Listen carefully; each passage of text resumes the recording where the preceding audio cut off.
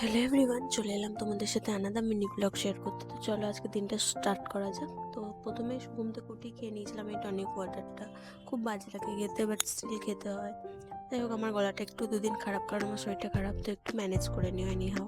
তো তারপরে টনিক ওয়াটারটা খেয়েই লাঞ্চের জন্য প্রিপারেশনটা স্টার্ট করে দিয়েছিলাম। তো প্রথমেই ডাল ভাজছিলাম, দেন ফুলকপি আলু সয়াবিন সেদ্ধ করছিলাম, দেন খিচুড়ি বানাচ্ছিলাম, দেন স্কিন কেয়ার করতে চললাম, একটু কফি নিয়ে বসেছিলাম স্কিন কেয়ার করতে করতে। দেন কাকটা দেখলাম এসে জামা কাপড় বসে আছে। তারপর স্নান টান করে উঠে খিচুড়ি নিয়ে ব্লগ দেখতে দেখতে খেয়ে নিলাম লাঞ্চটা।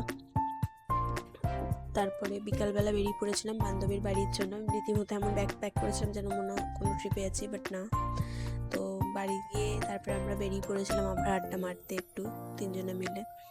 তো এত হাসি ঠাট্টা মজা করছিলাম, আর এক্স্যাক্টলি আমরা বন্ডির পিছনে লাগছিলাম দুজনে মিলে। আর ও রেগে যাচ্ছিলো, বাট স্টিল ওকে এরকম করা ছিল, ওকে ওয়েটার ওয়েটার বলা হচ্ছিল।